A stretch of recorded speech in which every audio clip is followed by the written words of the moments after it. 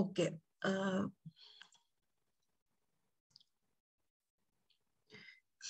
ഇനി നമുക്ക് ഡിസ്കസ് ചെയ്യാനുള്ള പോം ബ്രേക്കിംഗ് ദ സൈലൻസ് ആണ്. ഇതും ടെസ്റ്റിമണിയുടെ ഭാഗമാണ്. കേൾക്കുന്നുണ്ടല്ലോ? ഇല്ലെങ്കിൽ പറയണേ. കേൾക്കുന്നുണ്ട്. Okay. Now, breaking the silence എന്ന് പറയുന്നത് ടെസ്റ്റിമണീസിലുള്ള ലാസ്റ്റ് വർക്കാണ്. And this is written by Janice Mirikitani എന്ന് പറയുന്ന റൈറ്ററാണ് ഇത് എഴുതിയിട്ടുള്ളത്. She was born in 1942 and ഇപ്പോഴും ജീവിച്ചിരിക്കുന്ന റൈറ്ററാണ്.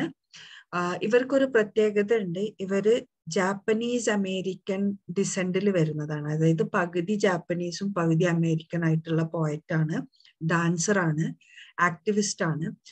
ആൻഡ് അവര് ഏറ്റവും കൂടുതൽ ഫേമസ് ആയിട്ടുള്ളത് ആന്റി വാർ ക്യാമ്പയിൻസ്, അതായത് അവര് സംസാരിക്കുന്നത് വാറിന് അഗെയിൻസ്റ്റ് ആണ്. And also her works are against institutional racism and exploitation of woman and poor. അതായത് റേസിസത്തിന് അഗെയിൻസ്റ്റ് ആണ്, അതായത് ജാതി റിലേറ്റഡ് ആയിട്ടുള്ള കാര്യങ്ങൾ, പിന്നെ പ്രത്യേകിച്ചും സ്ത്രീകളെ എക്സ്പ്ലോയിറ്റ് ചെയ്യുന്ന കാര്യത്തിനെയും പുവറിനെ എക്സ്പ്ലോയിറ്റ് ചെയ്യുന്ന കാര്യത്തെക്കുറിച്ചൊക്കെയാണ് അവര് കൂടുതലും കൺസേൺ ആയിട്ടുള്ളത്. പിന്നെ അവരുടെ ഇമ്പോർട്ടന്റ് പോയട്രി കളക്ഷൻ എന്ന് പറയുന്നത് അവേക്ക് ഇൻ ദ റിവർ 1978 എഴുതിയത്, ഷെഡിങ് സൈലൻസ് 1987 എഴുതിയത്, and we the dangerous new and selected poems 1995 and love works in 2001. പിന്നെ 2000 she was named the second poet laureate of San Francisco. San ഫ്രാൻസിസ്കോയിലുള്ള രണ്ടാമത്തെ poet laureate ആയിട്ട് അറിയപ്പെട്ടിരുന്നത് Janis മിറികിറ്റാനി ആയിരുന്നു in 2000. പിന്നെ അവര് ജനിച്ചതും വളർന്നതൊക്കെ കാലിഫോർണിയ USA പക്ഷെ she and her parents were interned in an Arkansas camp during World War second. കാരണം ഹാഫ് ജാപ്പനീസ് ആയതുകൊണ്ട് വേൾഡ് വാർ സെക്കൻഡ് സമയത്ത് ആർക്കൻസാസ് ക്യാമ്പില് അവര് എന്താ പറയുക കുറച്ച് കാലം താമസിക്കേണ്ടി വന്നിരുന്നു. അതിനുശേഷം അവര് ചിക്കാഗോയിലേക്ക് ഷിഫ്റ്റ് ചെയ്തു. അപ്പൊ അമേരിക്കയിൽ ആഫ്റ്റർ വേൾഡ് വാർ സെക്കൻഡ് അവര് വളർന്നു വരുന്ന സമയത്ത് ഇവർക്ക് ഒരുപാട് ഇമോഷണൽ ആയിട്ടുള്ള ടർബുലൻസ് ലൈഫിൽ ഉണ്ടായിട്ടുണ്ട്. അതിന്റെ കാരണം എന്താന്ന് വെച്ചാൽ she was an Asian American, അതായത് ഹാഫ് ജാപ്പനീസും ഹാഫ് അമേരിക്കൻ ആയതുകൊണ്ട് ആളുകൾ അവരെ ഒരു ഏഷ്യൻ അമേരിക്കൻ എന്നുള്ള രീതിയിൽ ഒരുപാട് ഒറ്റപ്പെടുത്തിയിരുന്നു. പിന്നെ കുറെ റേഷ്യൽ പ്രെജുഡിസസും sexual abuse from her step father, ഇതൊക്കെയാണ് അവരെ ലൈഫിൽ ഒരുപാട് ഇമോഷണൽ ടർബുലൻസ് ഉണ്ടാക്കാനുള്ള കാരണങ്ങൾ. അപ്പോൾ ഒരുപാട് ബാഡ് എക്സ്പീരിയൻസസ് അവർക്ക് അവരുടെ ലൈഫിൽ എന്താ പറയാ അഡൾട്ട്ഹുഡിലും ടീനേജ് പ്രായത്തിലൊക്കെ ഉണ്ടായിട്ടുണ്ട്. പിന്നെ സ്റ്റെപ്പ് ഫാദറും അവരെ അബ്യൂസ് ചെയ്തിട്ടുണ്ടെന്നാണ് പറയുന്നത്. ഈ ജാപ്പനീസ്, ചൈനീസ് ഇവരുടെ ഫേസിൽ തന്നെ നോക്കിക്കഴിഞ്ഞാൽ തന്നെ അവരെ നമുക്ക് കണ്ടു കഴിഞ്ഞാൽ അവര് ഇന്ന ഏരിയയിൽ പെട്ടതാണെന്ന് നമുക്ക് മനസ്സിലാവും. അപ്പൊ അതുകൊണ്ട് അങ്ങനെ അവരെ ലുക്ക്, അതായത് അവരുടെ അപ്പിയറൻസിൽ നിന്നും അവരെ ഒരുപാട് ആളുകൾ കളിയാക്കിയിരുന്നു എന്നൊക്കെയാണ് പറയുന്നത്. പിന്നെ always her poems dealt with the trauma of her past experience. ചെറുപ്പത്തിൽ അവരുടെ ലൈഫിലുണ്ടായ എല്ലാ എക്സ്പീരിയൻസസ് ആണ്, അതിനെ ബേസ് ചെയ്തിട്ടുള്ള കുറെ കാര്യങ്ങളാണ് അവരുടെ പോംസിലൊക്കെ ഉണ്ടാവാറ്. And she is also an activist working for the rights of the marginalized communities and runs an organization named Glide Foundation for providing support to them. അപ്പം സമൂഹത്തില് ഇങ്ങനെ മാറ്റി നിർത്തപ്പെട്ടിട്ടുള്ള ഒറ്റപ്പെടുത്തിയിട്ടുള്ള കൂട്ടം ജനങ്ങൾക്ക് വേണ്ടിയിട്ട് വർക്ക് ചെയ്യുന്ന ആളാണ് നമ്മളുടെ മിറികിറ്റാനി. ആൻഡ് അതുകൊണ്ട് അവര് അതിന്റെ പേരിൽ ഗ്ലൈഡ് ഫൗണ്ടേഷൻ എന്ന് പറയുന്ന ഒരു ഓർഗനൈസേഷൻ തുടങ്ങിയിട്ടുണ്ട്. അപ്പം ഇത്രയും കാര്യങ്ങളാണ് അവരെ പറ്റിയിട്ട് നമുക്ക് നോക്കാനുള്ളത്. ഇനി നമ്മളുടെ പോം തുടങ്ങുന്നതിന്റെ മുന്നേ ജസ്റ്റ് എന്താണ് ഈ പോം all about എന്ന് നോക്കാം. Janice Mirikitani's Breaking the Silence deals with the experience of Japanese Americans when they were put into internment during the World War II. അതായത് ജയിലിൽ അടക്കപ്പെട്ട സമയത്ത് അവരുടെ ലൈഫിൽ ഉണ്ടായ കുറെ എക്സ്പീരിയൻസസിനെ കുറിച്ചിട്ടൊക്കെയാണ് ബ്രേക്കിംഗ് ദ സൈലൻസിൽ പറയുന്നത്. പിന്നെ അതായത് ഇന്റേൺമെന്റ് എന്ന് പറഞ്ഞു കഴിഞ്ഞാൽ, ഇന്റേൺമെന്റ് ക്യാമ്പ്സ് എന്ന് പറഞ്ഞു കഴിഞ്ഞാൽ തടവിലാക്കുക എന്നാണ് ഉദ്ദേശിക്കുന്നത്. അപ്പൊ വേൾഡ് വാർ സെക്കൻഡ് സമയത്ത് ജാപ്പനീസ് അമേരിക്കൻസ് ആയിട്ടുള്ളവർക്ക് ജപ്പാനില് പകുതി ഡിസെന്റ് ഉള്ള അല്ലെങ്കിൽ ജപ്പാനിൽ ജനിച്ച് വളർന്ന പാരൻസിന്റെ കുട്ടികളായിട്ട് വളർന്ന കുട്ടികൾ അവർക്കുള്ള എക്സ്പീരിയൻസിനെ കുറിച്ചിട്ടൊക്കെയാണ് ഇതിൽ പറയുന്നത്. And she also discusses the silence of her mother's generation of Japanese Americans about how they were dehumanized and isolated during the internment years in America. അതായത് ഇവളുടെ അമ്മ ഹലോ മേഡം, അത് ക്ലിയർ അല്ലല്ലോ ഏതാ സ്ക്രീൻ. ഇപ്പൊ ക്ലിയർ അല്ല? പക്ഷെ ഒരു പേജ് അല്ലല്ലോ കാണും ഒന്നിച്ചുള്ള. ഇപ്പോഴോ? അബൌട്ട് സ്ക്രീന് കാണുന്നില്ലേ? എനിക്ക് കാണുന്നുണ്ട് സ്ക്രീന്. അതാ, പക്ഷേ പേജ് മറ്റേ കിട്ടുന്നത് ക്ലിയർ അല്ലല്ലോ. ഒരു മിനിറ്റ്.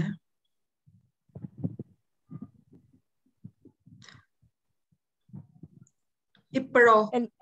എല്ലാ പേജും കൂടി ഒന്നിച്ചാണ് കിട്ടുന്നത്. ആണോ? ഇനി നെറ്റ്വർക്കിന്റെ വല്ല ഇഷ്യൂ ആണോ അറിയില്ല. ഇവിടെ ഇപ്പോഴോ? ഇപ്പോഴും സെയിം. അബൌട്ട് ദ പോം എന്ന് പറഞ്ഞിട്ട് ഒരു പേജ് ഒന്നും കാണുന്നില്ല. എല്ലാ പേജും ബ്രേക്കിംഗ് സൈലൻസ് എല്ലാ പേജും ഇങ്ങനെ ഒന്നിച്ചാ കാണുന്നുള്ളൂ സ്ക്രീനില്. ഞാൻ അബൌട്ട് ദ പോം ആണ് ഓണാക്കി വെച്ചിട്ടുള്ളത്. ഒരു സെക്കൻഡ്, ഞാൻ ഷെയറിംഗ് സ്റ്റോപ്പ് ചെയ്തിട്ട് ഒന്നും കൂടി സ്റ്റാർട്ട് ചെയ്തോട്ടെ. ഇപ്പോഴോ? വരുന്നുള്ളൂ.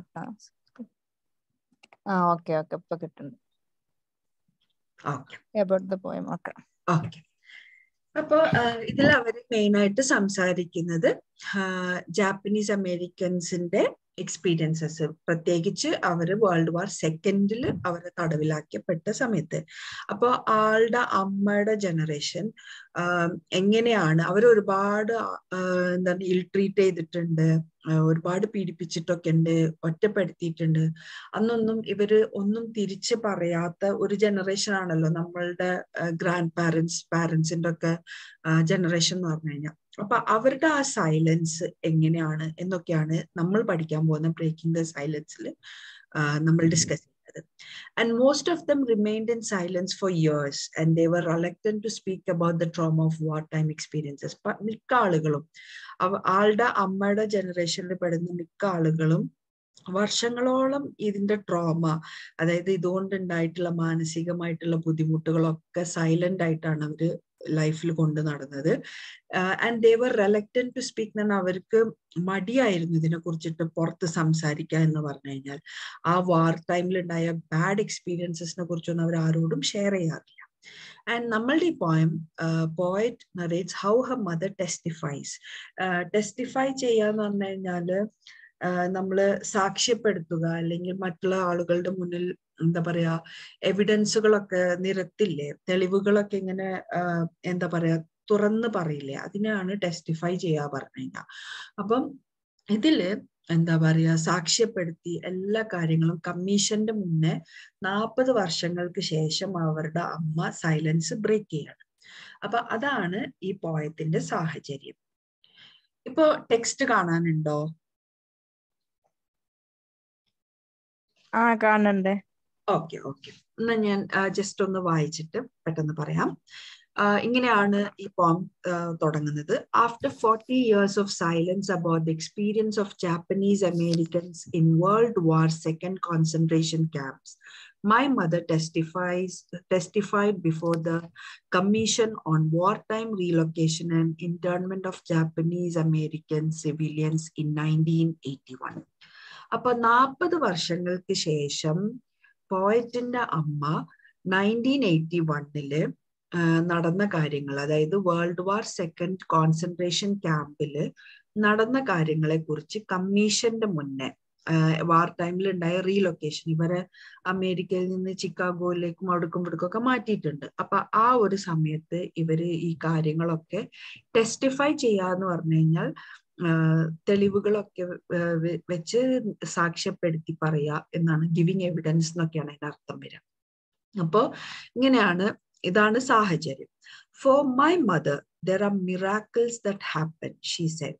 അപ്പൊ അവരുടെ അമ്മ പറയുന്നത് എന്താണ്, ഒരുപാട് അത്ഭുതങ്ങൾ സംഭവിച്ചിട്ടുണ്ട്. From the silences in the glass caves of our ears, From the crippled tongue, from the mute wet eyelash, testimonies waiting like winter. അപ്പൊ അവർ പറയുന്നത് എന്താന്ന് വെച്ചാൽ എല്ലാം ഒരുപാട് കാര്യങ്ങൾ പറയാനുണ്ട്. എന്തൊക്കെയാ? കുറെ silence from the silences in the glass caves of our ears. ചെവികളിലും സൈലൻസ് ആയിരുന്നു.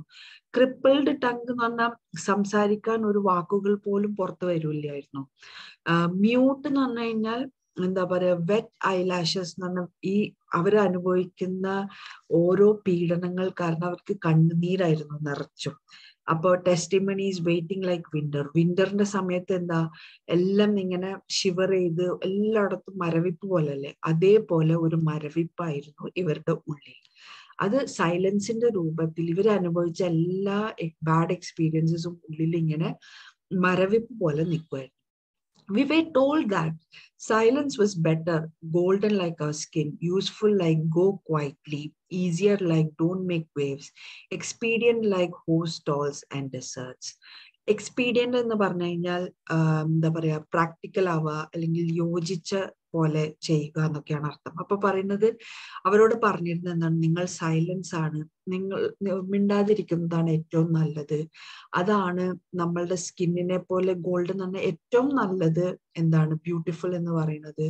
എന്താണ് സൈലന്റ് ആയിട്ടിരിക്കുക, മിണ്ടാതെ പോവുക, പിന്നെന്താണ് വലിയ ശബ്ദങ്ങളൊന്നും ഉണ്ടാക്കാതിരിക്കുക, പ്രാക്ടിക്കൽ ആയിട്ട്. ഹോഴ്സ് സ്റ്റോൾസ് ആൻഡ് ഡെസേർട്സ് എന്ന് പറഞ്ഞു കഴിഞ്ഞാൽ ഹോഴ്സിനെ എന്താ പറയാ താമസിക്കുന്ന അവരുടെ ഷെഡിന് പറയുന്നതാണ് സ്റ്റോൾ. പിന്നെ ഡെസേർട്ട് എന്നൊക്കെ പറഞ്ഞാൽ മൊത്തം സൈലൻസ്, എന്താ പറയാ വാക്യൂം എന്നൊക്കെ പറയണ പോലെ. അപ്പൊ പറയുന്നത് ഏറ്റവും പ്രാക്ടിക്കൽ ആയിട്ടിരിക്കുന്നത് എന്തായിരുന്നു? അന്ന് മിണ്ടാതിരിക്കുക. റിയാക്ട് ചെയ്ത് കഴിഞ്ഞാൽ പലതും അനുഭവിക്കേണ്ടി വരും, ഇപ്പൊ അനുഭവിക്കുന്നതിനേക്കാളും കൂടുതൽ. അപ്പൊ അതുകൊണ്ട് സൈലൻസ് ആണ് ബെറ്റർ എന്നായിരുന്നു അന്ന് അവരോട് എല്ലാവരും പറഞ്ഞിരുന്നത്. ഇനി അവളുടെ അമ്മ പറയുന്നത് ഇങ്ങനെയാണ്: mister commissioner, the US Army Signal Corps confiscated എന്ന് പറഞ്ഞാൽ ജപ്തി ചെയ്യുക എന്നാണ് അർത്ഥം. Confiscated our property. It was subjected to vandalism and ravage. All improvements we had made before our incarceration were stolen or destroyed. Vandalism and ravage കൊണ്ട് ഇവിടെ ഉദ്ദേശിക്കുന്നത് വെച്ചാൽ ഡെലിബറേറ്റ് ആയിട്ട് നശിപ്പിക്കാം എന്നാണ് പറയുന്നത്. അതായത് പബ്ലിക് പ്രോപ്പർട്ടീനെ നശിപ്പിക്കുന്നത് പോലെ ഡെലിബറേറ്റ് ആയിട്ട് ഇവരുടെ സ്ഥലങ്ങളൊക്കെ ആര് നശിപ്പിച്ചു? US army signal corps. അതായത് US ആർമി വന്ന് അവരുടെ എന്താണ് സ്ഥലം പിടിച്ചടക്കി ജപ്തി ചെയ്ത് അതിനെ പൂർണ്ണമായിട്ടും നശിപ്പിച്ചു. അതായത് ഇവര് എന്താണ് ഇൻകാർസറേഷൻ എന്ന് പറഞ്ഞാൽ ജയിൽ ചെയ്യുക, ടു ബി ജയിൽഡ് എന്നാണ് അർത്ഥം. ജയിലിൽ അകപ്പെടുന്നതിന്റെ മുന്നേ അവർ ആ വീടും സ്ഥലങ്ങളൊക്കെ ഒരുപാട് മാറ്റങ്ങളൊക്കെ വരുത്തി ഇംപ്രൂവ് ചെയ്തിരുന്നു. അതിനെല്ലാം ആര് നശിപ്പിച്ചു? US ആർമി സിഗ്നൽ കോർപ്സ് എന്ന് പറഞ്ഞ പോലീസ്മെൻ, അവര് നശിപ്പിച്ചു. It was stolen or destroyed. I was coerced into signing documents giving you authority to take. അതായത് coerced എന്ന് പറഞ്ഞു കഴിഞ്ഞാൽ I was forced to signing documents. നിങ്ങൾക്ക് എന്ത് ചെയ്യാനുമുള്ള അധികാരമുള്ളതുപോലെ ഞങ്ങളുടെ സ്ഥലത്തിന്റെ ഡോക്യുമെന്റ് സൈൻ ചെയ്യാൻ വേണ്ടി ഞങ്ങളെ നിർബന്ധിച്ചു. നിങ്ങളുടെ US ആർമിയാണ് അങ്ങനെ ചെയ്തത്. My mother, soft as tallow എന്ന് പറയുന്നത് എന്താ പറയാ, അനിമൽ ഫാറ്റ് ആണ്. അതായത് നമ്മൾ ഈ ചീസിനൊക്കെ പോലെയുള്ള അനിമൽ ഫാറ്റ് ആണ്.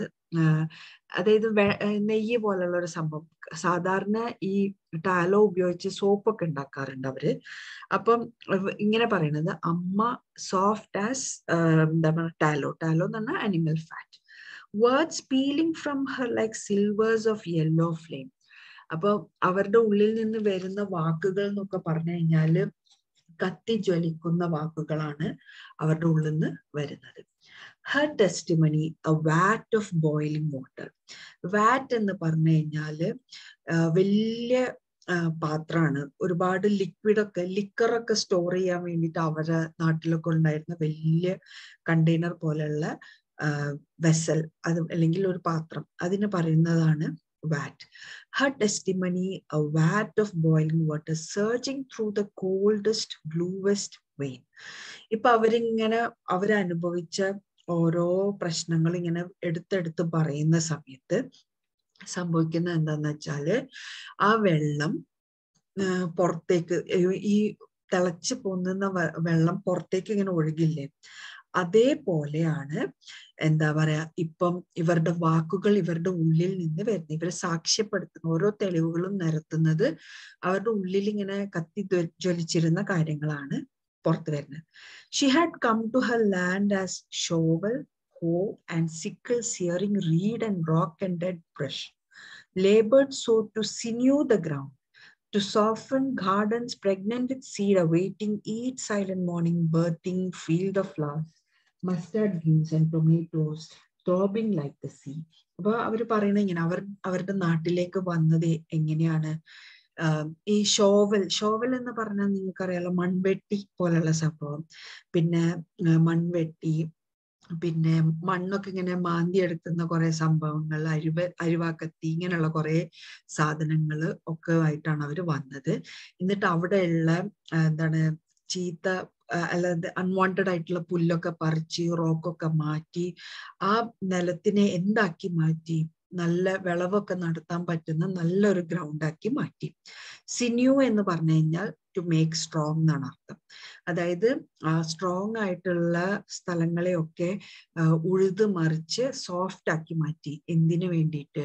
ഒരു പൂന്തോട്ടം ഉണ്ടാക്കാൻ വേണ്ടിയിട്ട്. Pregnant with seed awaiting each silent morning birthing fields of flowers. അതായത് നല്ല പൂക്കളൊക്കെ വിരിയാൻ പാകത്തിൽ നിറയെ വിത്തുകളൊക്കെ പാകി നല്ല ഒരു അടിപൊളി സ്ഥലമാക്കി മാറ്റാൻ വേണ്ടിയിട്ട്, ഒരു ഗാർഡൻ ആക്കി മാറ്റുന്ന ഒരു സ്ഥലത്തേക്കാണ് അവര് വന്നിട്ടുള്ളത്. അവരുടെ ലാൻഡിൽ അങ്ങനെയാണ് അവർ നോക്കിയിരുന്നത്.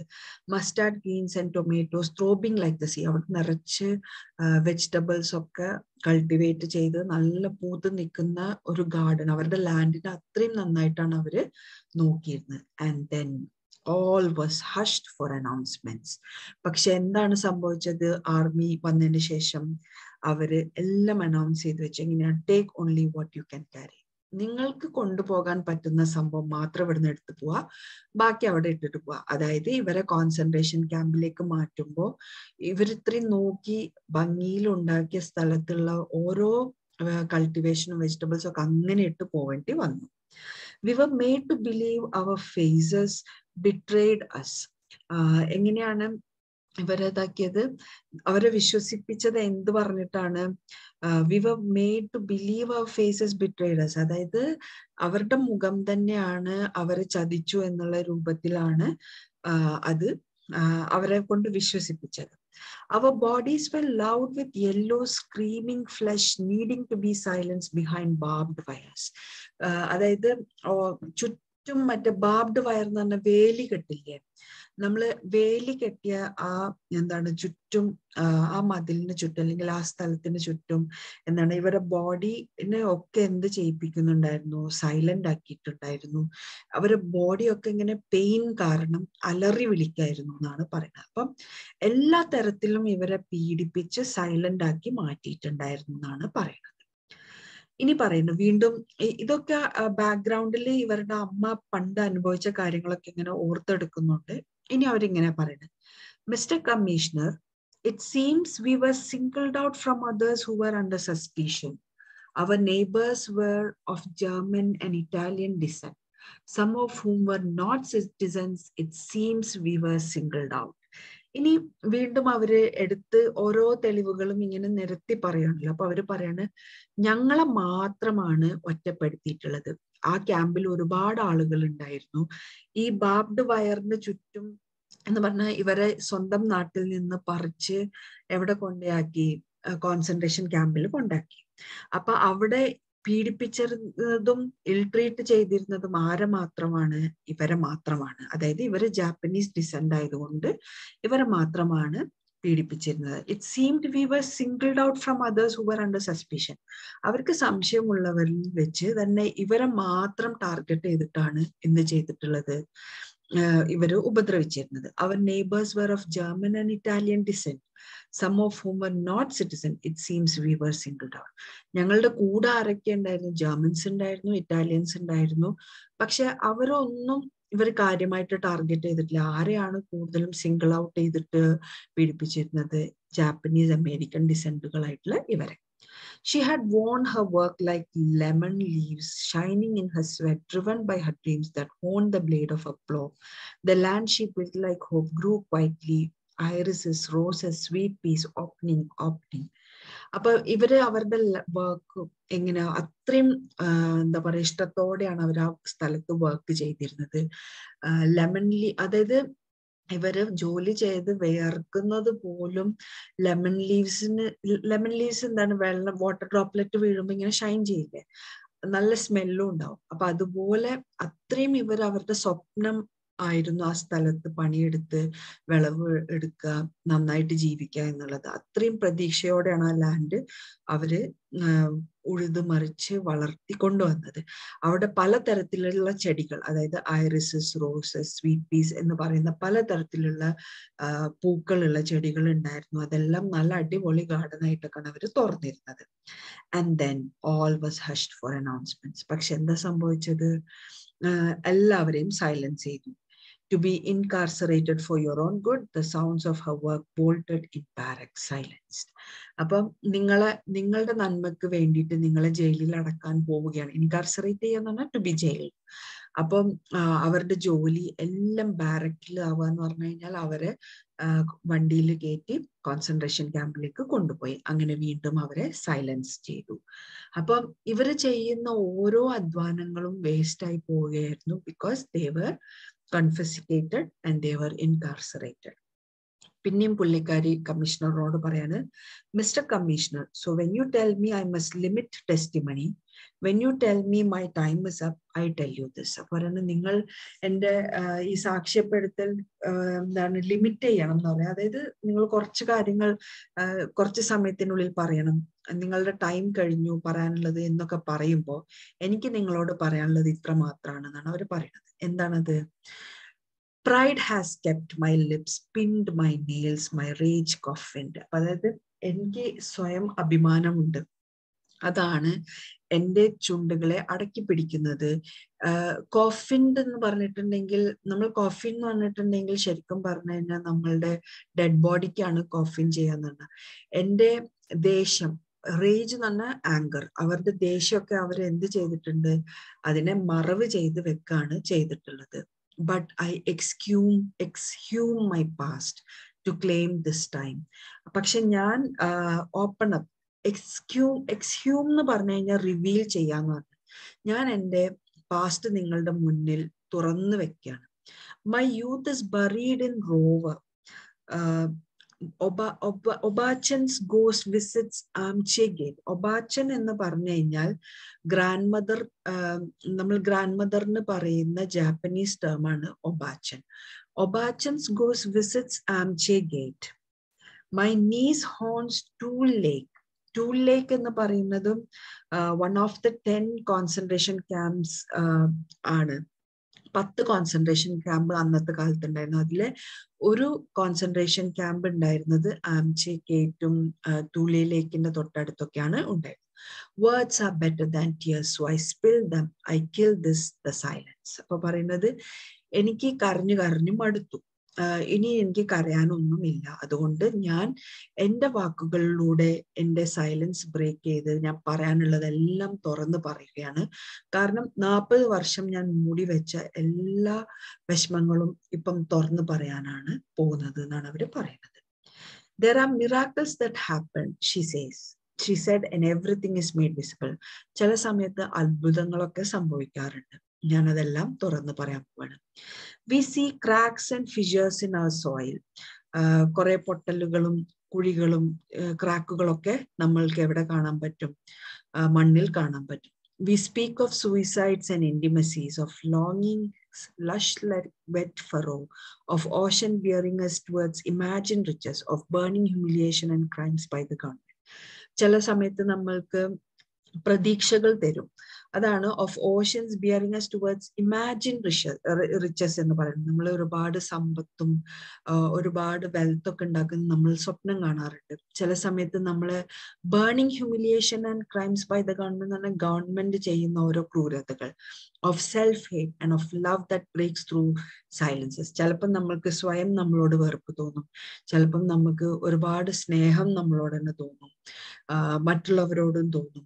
That breaks through silences. അപ്പൊ നമ്മൾ സൈലന്റ് ആയിട്ട് ഇരിക്കുന്നതിലൊന്നും ഇനി കാര്യമില്ല, ഇതെല്ലാം തുറന്ന് കാണിക്കണം. We are lightning and justice. നമ്മൾ തന്നെയാണ് ജസ്റ്റിസിന് വേണ്ടി പോരാടേണ്ടത്. നമ്മൾ തന്നെയാണ് നമ്മളുടെ ജസ്റ്റിസ് കണ്ടെത്തേണ്ടത്, നമ്മളുടെ ഓപ്പർച്യൂണിറ്റീസ് കണ്ടെത്തുന്നത്. Our souls become transparent like glass, revealing tears of for war, dead sons, red ashes of Hiroshima. അപ്പൊ അവര് പറയുന്നത് എന്താന്ന് വെച്ചാല് കരഞ്ഞിട്ടൊന്നും ഇനി കാര്യമില്ല, നമ്മളുടെ ആത്മാക്കളൊക്കെ ഇനി ട്രാൻസ്പെറന്റ് ആണ്. അതായത് നമ്മൾ അനുഭവിച്ചതെല്ലാം പുറത്ത് വരണം. Jagged wounds from barbed wire. Barbed wire എന്ന് ഈ കമ്പിവേലി ഉണ്ടല്ലോ, അതിനാണ് ബാബ്ഡ് വയർ എന്ന് പറയാ. അതിന്മേ തട്ടിയിട്ട് കയ്യിലൊക്കെ മുറിവായിട്ടുണ്ട്. We must recognise ourselves at last. നമ്മൾ നമ്മളെ തന്നെ തിരിച്ച് അറിയണം. We are a rainforest of colour and noise. നമ്മൾ എന്ന് പറഞ്ഞു കഴിഞ്ഞാൽ എന്താണ്? കളർ ആൻഡ് നോയ്സ് ഉള്ള ഒരു റെയിൻ ഫോറസ്റ്റ് ആണ്. ഒരുപാട് നമ്മൾക്ക് തന്നെ ചെയ്യാൻ പറ്റും. നമ്മളിൽ തന്നെ ഒരുപാട് നന്മകളുണ്ട്, നമ്മളിൽ തന്നെ ഒരുപാട് ഡ്രീംസ് ഉണ്ട്, നമ്മൾക്ക് തന്നെ ഒരുപാട് കഴിവുകൾ. We hear everything, we are unafraid, our language is beautiful. അപ്പൊ അവരുടെ ഭാഷേനെ കുറിച്ചും, അതായത് ഇവര് ജാപ്പനീസ് അമേരിക്കൻസ് ആയതുകൊണ്ടാണ് ഇത്രയും ടോർച്ചർ അവര് അനുഭവിക്കേണ്ടി വന്നത്. അപ്പൊ അവര് പറയുന്നത് എന്താന്ന് വെച്ചാല്, ഞങ്ങൾക്കെല്ലാം കേൾക്കാം, ഞങ്ങൾക്ക് ഒരുപാട് കാര്യങ്ങൾ ചെയ്യാനുണ്ട്, ഞങ്ങൾക്ക് ഒരുപാട് നന്മകളുണ്ട്. അതുകൊണ്ട് നമ്മൾ തന്നെ നമ്മളെ മനസ്സിലാക്കി നമ്മളുടെ ബ്യൂട്ടിഫുൾ ആയിട്ടുള്ള ഭാഷയിലൂടെ നമുക്ക് പറയാനുള്ള കാര്യങ്ങളെല്ലാം തുറന്നടിച്ച് പറയണം എന്നാണ് അവര് പറയുന്നത്.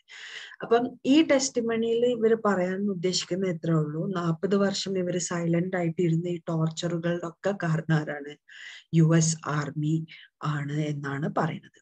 അപ്പൊ ഇതുകൊണ്ടൊന്നും അവര് തളരാൻ പോവുന്നില്ല എന്നാണ് അവരതുകൊണ്ട് ഉദ്ദേശിക്കുന്നത്. ക്ലിയർ ആയോ? ക്ലിയർ ആയി.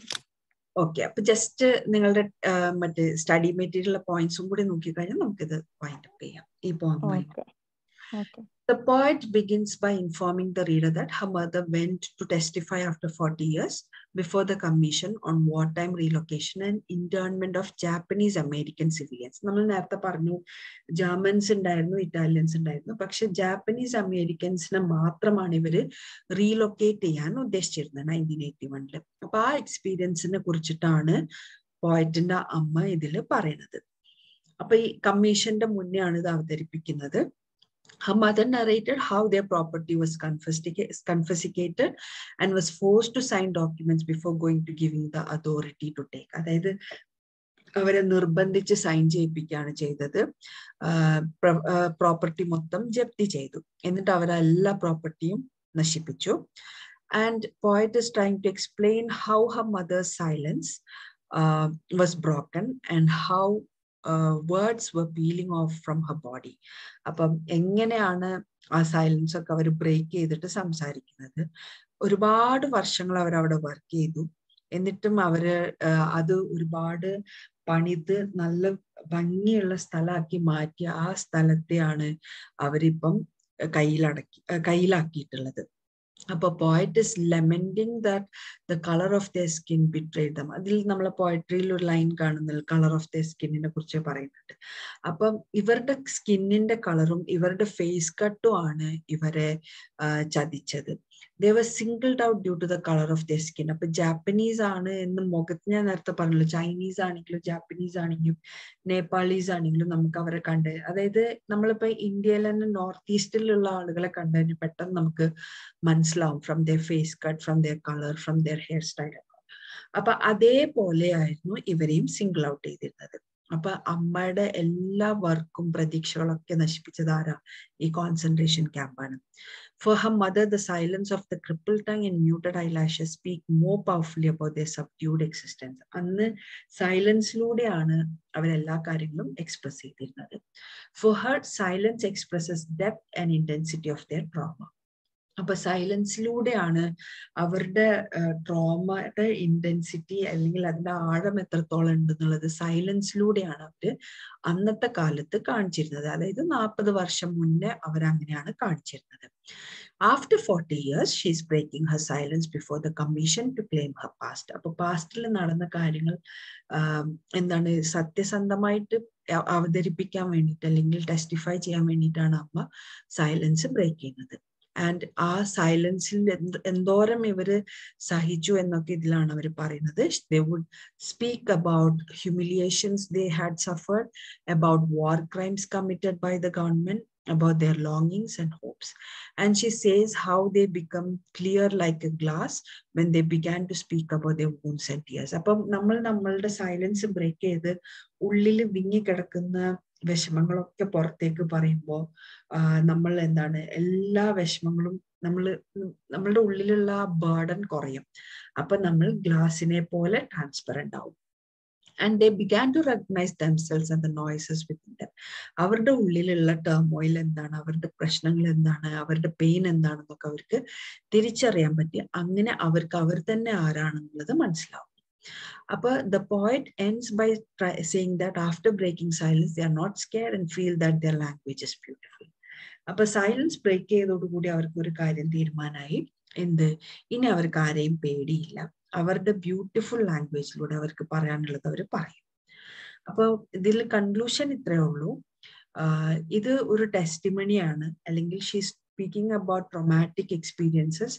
ആൻഡ് അതിലൂടെ ഇവരുടെ ഉള്ളിലുള്ള അണ്ടർലൈങ് സ്കാർസ് എന്ന് പറഞ്ഞു കഴിഞ്ഞാൽ ഹിസ്റ്റോറിക് ഇവന്റ്സിലൂടെ ഓരോ വേൾഡ് വാർ പോലെയുള്ള വാറുകളിലൂടെയും ഓരോ ബാറ്റിലൂടെയും ഓരോ ആളുകളുടെ ഉള്ളിലുണ്ടാവുന്ന മുറിവുകൾ എത്രത്തോളം ഉണ്ട്, അതിന്റെ ആഴം എത്രത്തോളമാണ് എന്ന് മനസ്സിലാക്കണമെങ്കിൽ ഈ പോം വായിച്ചാൽ മതി.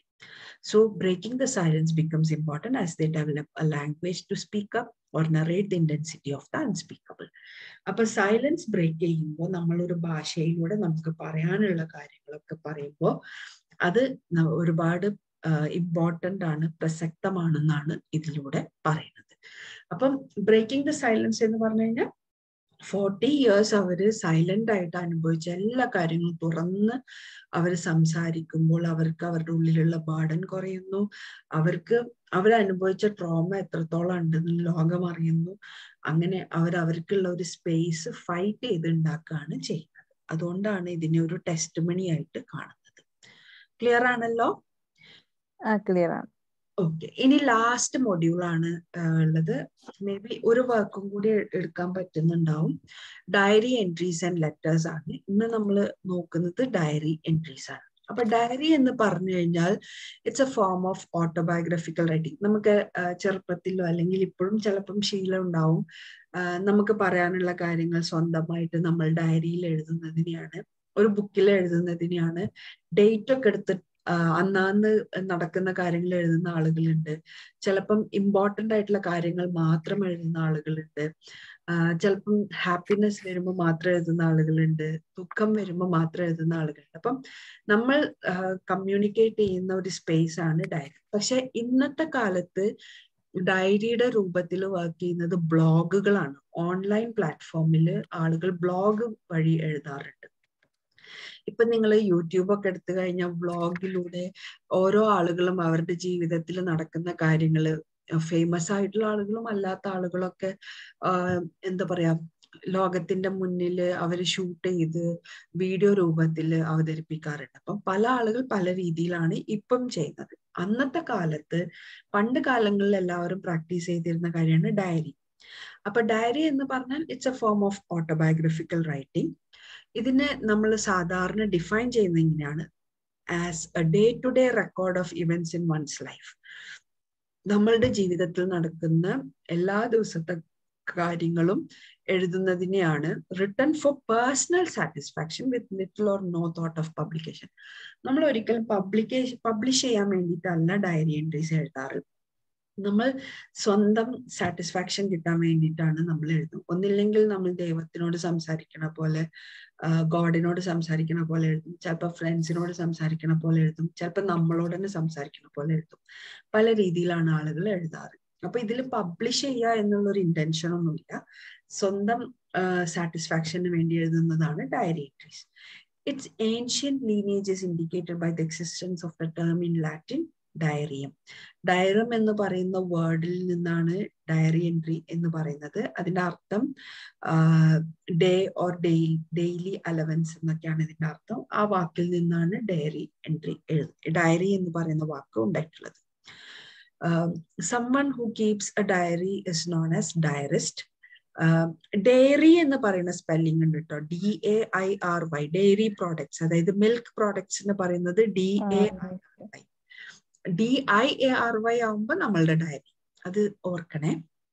And it is also to be noted that the word journals may be sometimes used for diary. Journal കുറച്ചും കൂടി സീരിയസ് ആയിട്ടുള്ള കാര്യങ്ങളായിരിക്കും. നമ്മൾ എന്താ പറയുക, ആർട്ടിക്കിൾസ് ഒക്കെ എഴുതാൻ വേണ്ടി ജേർണൽസ് യൂസ് ചെയ്യും, അത് കുറച്ചും കൂടി സീരിയസ് ആണ്. ഡയറി പറയുമ്പോൾ പ്യോർലി പേഴ്സണൽ ആണ്. അപ്പൊ ഡയറി എഴുതുന്ന ആളുകൾക്ക് പറയുന്ന പേരാണ് ഡയറിസ്റ്റ്. Apart from a diarist's personal experiences, diaries have been of immense importance for the recording of social and political history. അപ്പോൾ സോഷ്യലും പൊളിറ്റിക്കൽ ഹിസ്റ്ററിനെ റെക്കോർഡ് ചെയ്യാൻ വേണ്ടിയിട്ടും നമ്മൾ എന്ത് യൂസ് ചെയ്തിട്ടുണ്ട്, ഡയറി റൈറ്റിങ്സ് യൂസ് ചെയ്തിട്ടുണ്ട്. അത് പല ആളുകൾ എന്താണ് പല വാറിന്റെ സമയത്ത് എഴുതിയിട്ടുള്ളതൊക്കെ പിന്നീട് അത് ഭയങ്കര ഹിസ്റ്റോറിക്കൽ ഡോക്യുമെന്റ് ഒക്കെ ആയിട്ട് മാറിയിട്ടുണ്ട്. അപ്പൊ നമ്മൾക്ക് ഡിസ്കസ് ചെയ്യാനുള്ള 2 ഡയറി എൻട്രീസ് എന്ന് പറയുന്നത് The Diary of a Young Girl written by നമ്മളുടെ Anne Frank and The Secret Diary of Adrienne Mole aged 3/4. അതായത് 13.25 വയസ്സായ ഒരു കുട്ടി എഴുതിയിട്ടുള്ള ഡയറിയും പിന്നെ diary of a young girl, ഇത് രണ്ടുമാണ് നമുക്ക് പഠിക്കാനുള്ളത്. അപ്പോൾ നമ്മൾ ആൻ ഫ്രാങ്ക് എഴുതിയ ഡയറി എൻട്രി ജസ്റ്റ് നോക്കാം. Anne Frank lived from 1929 to 1944. German Jewish girl ആയിരുന്നു, who was the victim of anti-Jewish law of Nazi Germany. Nazi റൂളിന്റെ ഭാഗമായിട്ട്, ഹിറ്റ്ലറിന്റെ റൂളിന്റെ ഭാഗമായിട്ട് എന്താ പറയാ, ജൂസിന്റെ എഗെയിൻസ്റ്റ് ആയിരുന്നല്ലോ നാസി ഗവൺമെന്റ്. അപ്പൊ അന്ന് ഇതിന് വിക്ടിമായിട്ടുള്ള, ഇരയായിട്ടുള്ള ഒരു കുട്ടി അല്ലെങ്കിൽ ഒരു ഫാമിലിയുടെ ഭാഗമായിട്ടുള്ള ഒരു കുട്ടീന്റെ കുട്ടിയാണ് ആൻ ഫ്രാങ്ക്. ഇവര് ഓട്ടോ ഫ്രാങ്ക് ആൻഡ് എഡിത്ത് ഫ്രാങ്കിന്റെ 2ാമത്തെ മകളായിരുന്നു. 2 പേരും, ഓട്ടോ ഫ്രാങ്കും എഡിത്ത് ഫ്രാങ്കും, ഭയങ്കര പോപ്പുലർ ആയിട്ടുള്ള ജർമ്മൻ ജൂയിഷ് ഫാമിലീസിലായിരുന്നു അവരുടെ ജനനം ഒക്കെ. അവർ ബിസിനസ് ആയിരുന്നു കുറെ കാലങ്ങളായിട്ട് ചെയ്തിരുന്നത്. ആൻ ഫ്രാങ്കിന്റെ മൂത്ത സിസ്റ്ററിന്റെ പേര് മാർഗോട്ട് എന്നായിരുന്നു. 2 സിസ്റ്റേഴ്സും ജർമ്മനിയിൽ തന്നെയാണ് വളർന്നിട്ടുണ്ടായിരുന്നത്. ഒരുപാട് സഹനത്തിന്റെയും ഒരുപാട് സ്നേഹത്തിന്റെയും ഒക്കെ ഒരു സാഹചര്യത്തിലാണ് അവർ നല്ല രീതിയിൽ ജനിച്ച് വളർന്ന കുട്ടികളാണ് നമ്മളുടെ ആൻ ഫ്രാങ്കും മാർഗറ്റും. പക്ഷെ in 1933, when the Nazis ascended to power, all the conditions prevailing there changed and animosity towards Jews multiplied. 1933 Nazi ഭരണം തുടങ്ങിയപ്പോ ജൂസിന്റെ കാര്യം അവിടെ ഭയങ്കര കഷ്ടമായിരുന്നു, കാരണം അവർക്കെതിരെയായിരുന്നു നാസി ഗവൺമെന്റ്. അങ്ങനെ Jewish population was less than 1% in Germany ആ സമയത്ത്.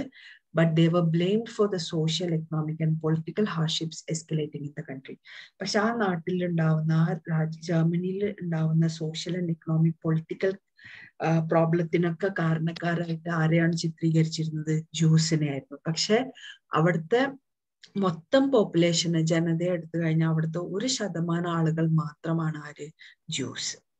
അങ്ങനെ ഫ്രാൻസും many German Jews left Frankfurt to Amsterdam, Netherlands, a safe haven for religious minorities for many centuries.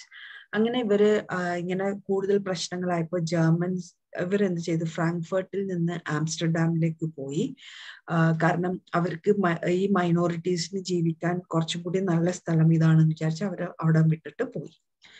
അങ്ങനെ കുറച്ചു കാലം അവിടെ സുഖമായിട്ട് എന്താ പറയാ അവര് ജീവിക്കായിരുന്നു.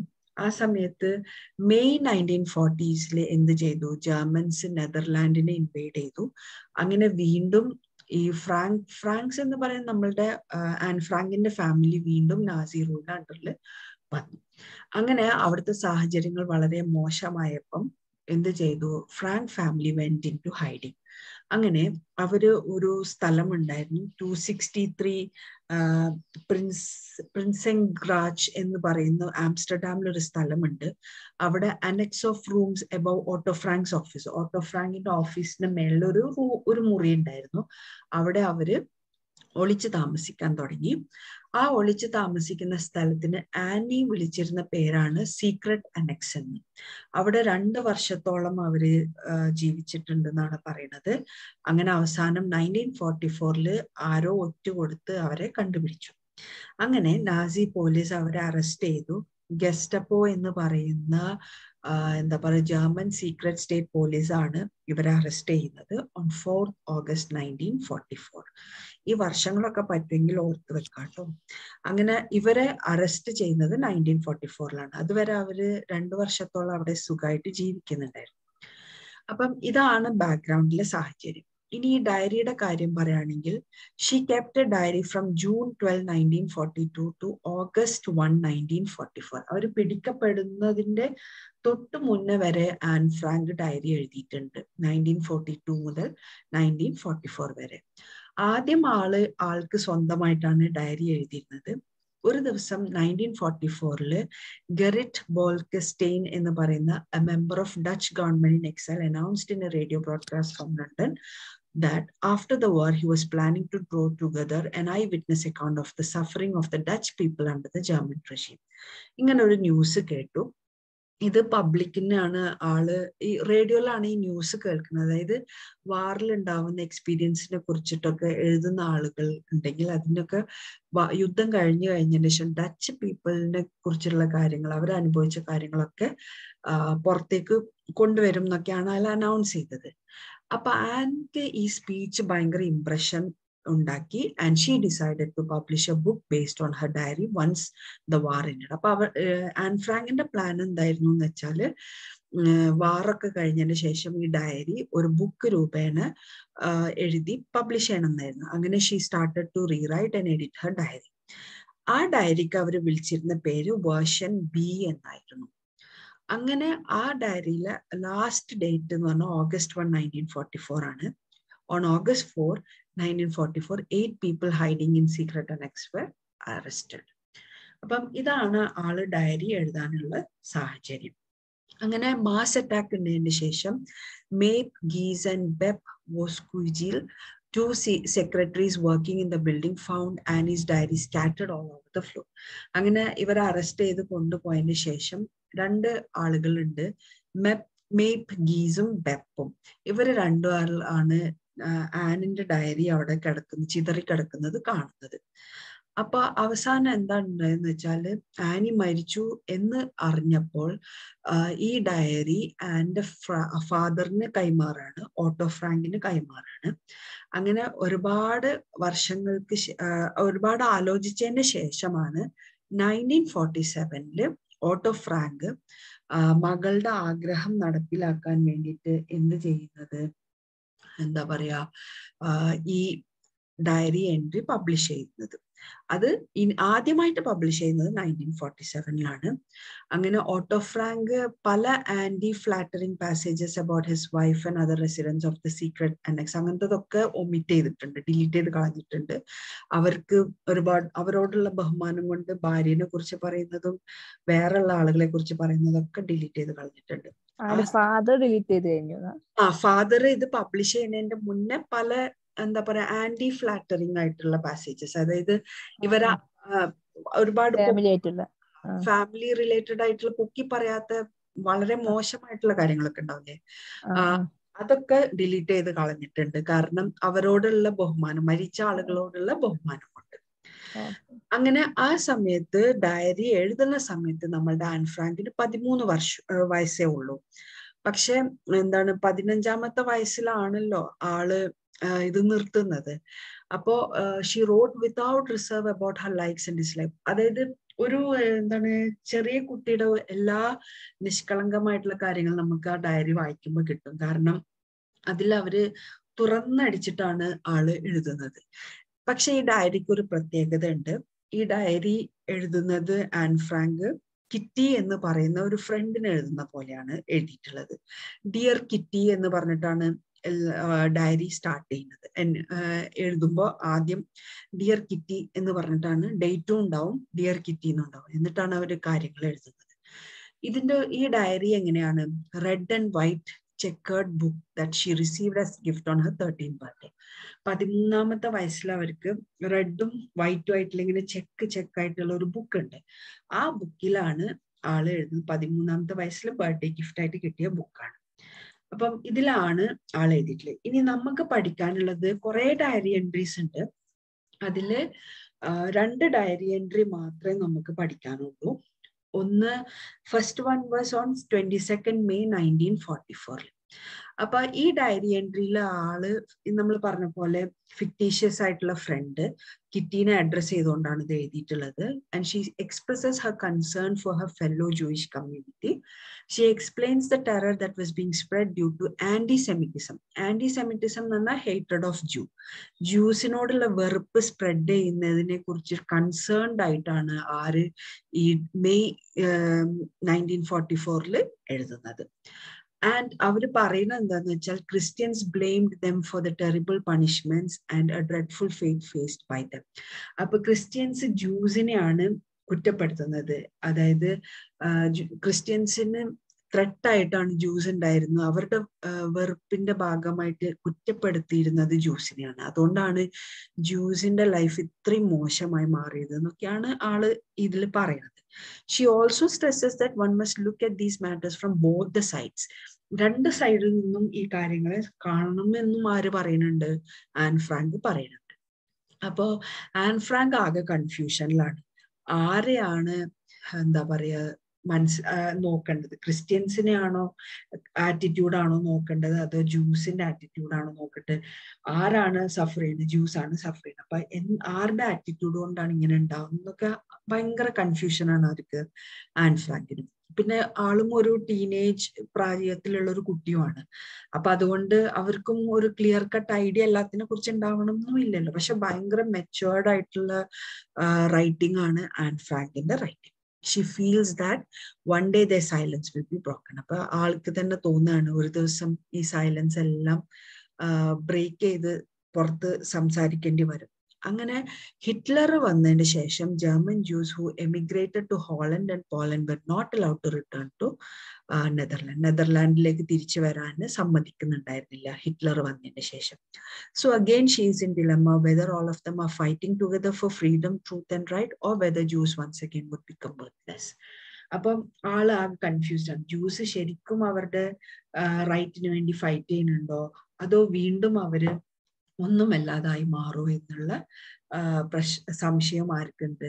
ആൻ ഫ്രാങ്കിനുണ്ട്. അപ്പൊ ഈ ഒരു ഡയറി എൻട്രിയില് മൊത്തം എന്താണ് ക്രിസ്ത്യൻസിന്റെ ആറ്റിറ്റ്യൂഡും ജൂസിന്റെ സഫറിങ്ങിനെ കുറിച്ച് ഭയങ്കര ഡിലമയാണ് ഈ ഒരു എൻട്രിയിൽ നമുക്ക് കാണുന്നത്. And all the attitudes of the people confirm the old truth. What one Christian does is his own responsibility, what one Jew does is thrown back at all Jews. അപ്പൊ പറയുന്നത് ഒരു ക്രിസ്ത്യൻ ചെയ്യുന്നത് ക്രിസ്ത്യൻസ് എന്ത് ചെയ്താലും ആ ഒരു ഇൻഡിവിജ്വലിന്റെ responsibility ആയിട്ട് കണക്കാക്കും. പക്ഷെ ജൂസ് എന്തെങ്കിലും ചെയ്തു കഴിഞ്ഞാൽ അത് മൊത്തം കമ്മ്യൂണിറ്റീനെയാണ് എല്ലാവരും കുറ്റപ്പെടുത്തുന്നത്. അതായത് ജൂസ് എന്ത് ചെയ്താലും അത് മൊത്തം കമ്മ്യൂണിറ്റീനെ അടിച്ചാക്ഷേപിക്കുന്നത് പോലെയായിരുന്നു ആളുകൾ കണ്ടിരുന്നത്. അതാണ് all the attitudes of the people confirm the truth എന്ന് പറയുന്നത്. അപ്പൊ പിന്നെ അവര് പറയുന്നത് ഡച്ചിന്റെ ആറ്റിറ്റ്യൂഡിനെ കുറിച്ച് പറയുന്നുണ്ട്. അതായത് എങ്ങനെയാണ് ഡച്ച് ഇത്ര നല്ല ആളുകളായിട്ട് മാറുന്നത്, ഇത്ര ഓണസ്റ്റ് ആണ്, അപ്രൈറ്റ് പീപ്പിൾ ആണെന്നൊക്കെ പറയുന്നുണ്ട്. പക്ഷെ അവര് ജൂസിനെ എങ്ങനെയാ ജഡ്ജ് ചെയ്യുന്നത്? They judge the Jews as the most oppressed, the unhappiest and the most pitiful among the peoples of the whole world.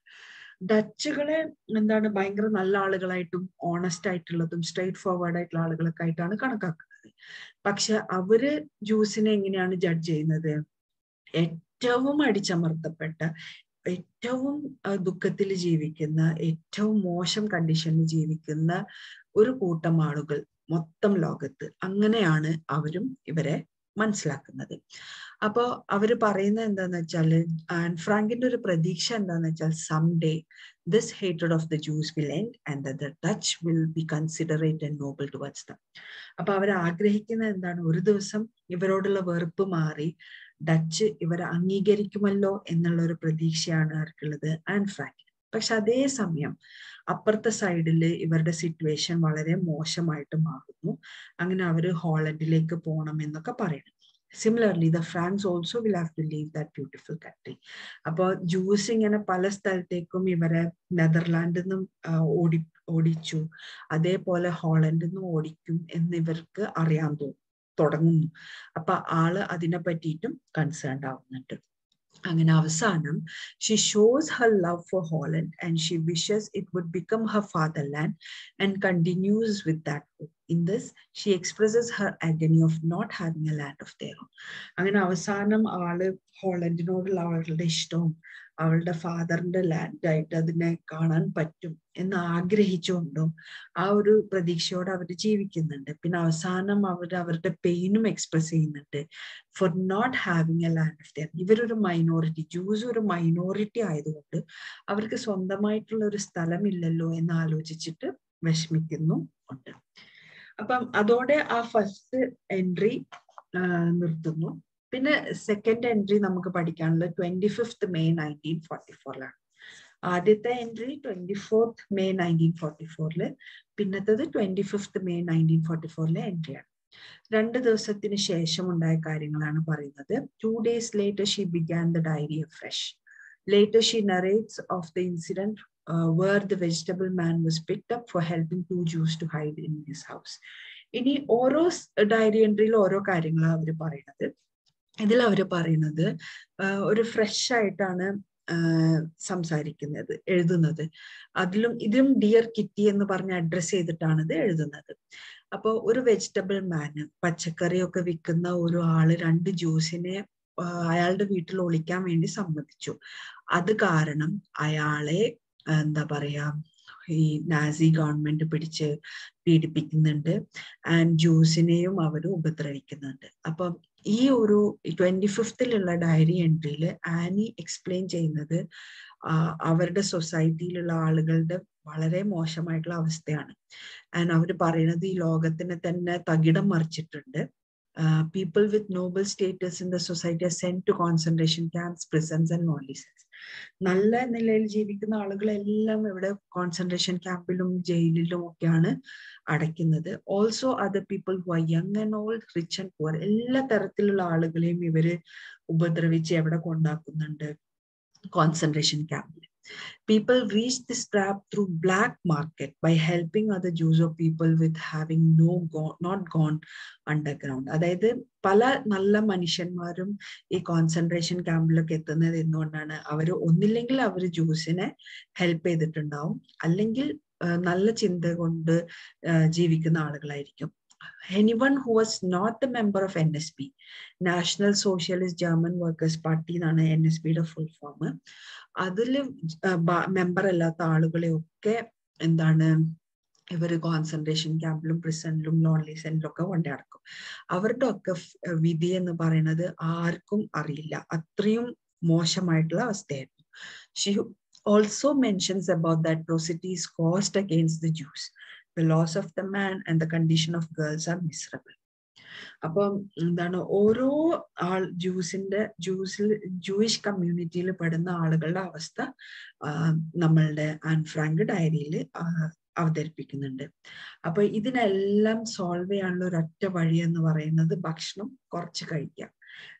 അതായത് നമ്മൾ ഭക്ഷണം ഈ ഹൈഡ് ചെയ്തിരിക്കുമ്പോൾ, ക്യാമ്പിലൊക്കെ താമസിക്കുമ്പോൾ അല്ലെങ്കിൽ ഹൈഡിങ് പ്ലേസിലൊക്കെ നിൽക്കുമ്പോൾ നമ്മൾ ഭക്ഷണം കഴിഞ്ഞ് കഴിഞ്ഞാൽ പുറത്തു പോയിട്ട് വാങ്ങണം.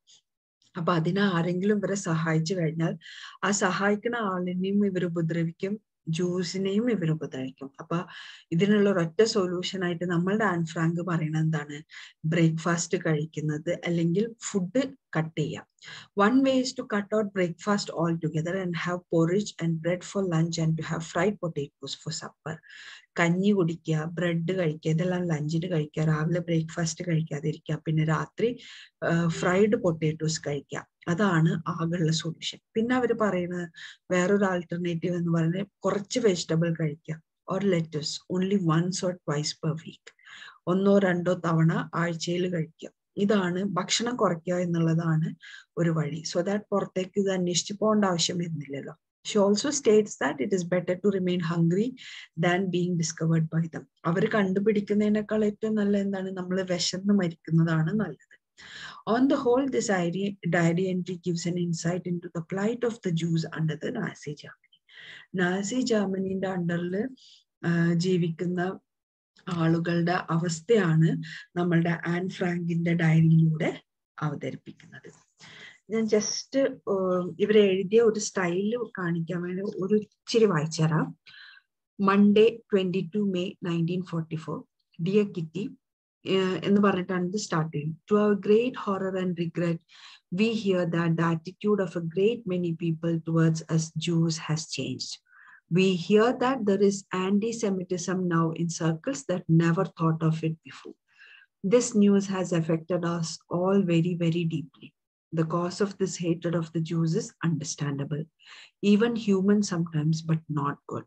The Christians blame the Jews for giving secrets away to the Germans, for betraying their helpers, and for the fact that through the Jews, a great many Christians have gone the way of so many others before them and suffered terrible punishments and a dreadful fate. ഇങ്ങനെയാണ് first dairy entry start ചെയ്യുന്നത്. And അവസാനിക്കുന്നത് ഇങ്ങനെയാണ്: I love Holland. I, who having no native country, had hoped it might become my fatherland, and I still hope it will. Yours, Annie. ഇങ്ങനെയാണ് first dairy entry അവസാനിക്കുന്നത്. Teacher ഇപ്പൊ വായിച്ചത് എവിടുന്ന? ടെക്സ്റ്റിലുള്ളതാ? ഞാൻ ടെക്സ്റ്റിലുള്ളതാ വായിച്ചത്. ഓക്കെ. പിന്നെ തേഴ്സ്ഡേത്തെ ഡയറി എൻട്രി സ്റ്റാർട്ട് ചെയ്യുന്നത് ഇങ്ങനെയാണ്: 25th May 1944, Dear Kitty, there is something fresh every day. This morning, our vegetable man was picked up for having 2 Jews in his house. It's a great blow to us.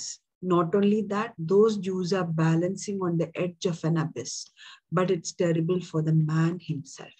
ഇതാകെ 3 പാരഗ്രാഫേ ഉള്ളൂ ഈ diary entry. Last paragraph ഇങ്ങനെയാണ്: The man is a great loss to us. The girls can't and aren't allowed to haul along our shares of potatoes. So the only thing to do is to eat less. I will tell you how we shall do that. It's certain not going to make things any pleasanter. Mummy says we shall cut out breakfast altogether, have porridge and bread for lunch, and for supper fried potatoes, and possibly once or twice per week vegetables or lettuce, nothing more. We are going to be hungry, but anything is better than being discovered. Yours, Annie. ഇങ്ങനെയാണ് അവര് ഈ 2 diary എൻട്രിയും അവസാനിപ്പിക്കുന്നത്. ആർക്കാണ് അത് address ചെയ്യുന്നത്? Kitty എന്ന് പറയുന്ന ഫിക്ടീഷ്യസ് ഫ്രണ്ടാണ്. ശരിക്കുള്ള ഫ്രണ്ട് അല്ല, നമ്മള് ഫിക്ടീഷ്യസ് ഫ്രണ്ട് എന്ന് പറയില്ല, നമ്മളൊരു എന്താ പറയാ ഉണ്ടാക്കി പറയുന്ന ഇമാജിനറി ഫ്രണ്ട്. അപ്പൊ അങ്ങനെയാണ് ആള് എല്ലാ ഡയറി എൻട്രി എഴുതിയിട്ടുള്ളത്. ഒരു വലിയ ബുക്ക് തന്നെ ഉണ്ട് അവരുടെ ഡയറി എൻട്രി. വായിച്ചു കഴിഞ്ഞാൽ നമുക്ക് ഭയങ്കര വിഷമം തോന്നും. ശരിക്ക് ജൂസിന്റെ ലൈഫ് എന്താണെന്ന് ലോകത്തിന് പുറത്ത് കാണിച്ച ഒരു 15 വയസ്സായ ഒരു കുട്ടിയാണ് ആൻ ഫ്രാങ്ക്. അതുകൊണ്ടാണ് അവർ അത്രയും ഫേമസ് ആയിട്ടുള്ളത്. അപ്പം ഇതുവരെയുള്ള 13 വയസ്സിലല്ലേ സ്റ്റാർട്ട് ചെയ്തത്? 13ാമത്തെ വയസ്സിൽ. 2ാമത്തെ ഡയറി എൻട്രി ആണ് 13:45 എഴുതിയിട്ടുള്ളത്. അതായത് ഇത് the secret diary of Adrian Mole aged 13. മറ്റേതാ കുട്ടി 13ാമത്തെ വയസ്സിൽ എഴുതി തുടങ്ങിയിട്ടുണ്ട് ആൻ ഫ്രാങ്ക്. പക്ഷെ 15 വയസ്സ് വരെ എഴുതിയിട്ടുള്ളൂ. 15ാമത്തെ വയസ്സായപ്പോഴത്തേക്കും ആള് മരിച്ചുപോയി. അങ്ങനെയാണ് അതിൽ പറഞ്ഞത്. 1942 മുതൽ 1944 വരെയാണ് ആള് എഴുതിയിട്ടുള്ളത്. 47 മരിച്ചതല്ലേ? അല്ല 44 മരിച്ചു, 47 ആളുടെ ഫാദർ ഇതിനെ പബ്ലിഷ് ചെയ്തു. പബ്ലിഷ് ചെയ്ത് അതെ അതെ, പബ്ലിഷ് ചെയ്തു. 1942 മുതൽ 44 വരെയാണ് ഡയറി എൻട്രി എഴുതിയിട്ടുള്ളത്. അടുത്ത ഡയറി എൻട്രി എടുക്കാൻ സമയം ഉണ്ടാവും തോന്നുന്നില്ല. 6:15 ടീച്ചർ, ടൈം ഇല്ല ഇപ്പൊ. അതെ അതെ അതെ. അപ്പോ നാളെയോ മറ്റന്നാളോ ആയിട്ട് നമുക്ക് മൈൻഡപ്പ് ചെയ്യാം. ഓക്കെ, നാളെ ഈ ടൈമിൽ പറ്റൂല കേട്ടോ, നാളെ ക്ലാസ് ഉണ്ടാകും, കോണ്ടാക്ട് ക്ലാസ് ഉണ്ടായതുകൊണ്ട്. ഓക്കെ. അപ്പൊ എപ്പോഴാ വേണ്ട? നാളെയോ മറ്റന്നാളോ? എന്തായാലും ഇനി ഒരു ക്ലാസ് കൂടി കിട്ടിക്കഴിഞ്ഞാൽ നമുക്ക് ഇത് തീർക്കാവുന്നതേ ഉള്ളൂ. ഇനി ഒരു ഡയറി എൻട്രിയും പിന്നെ നമ്മൾക്ക് ഇതാണുള്ളത്. ഒരു മിനിറ്റ്.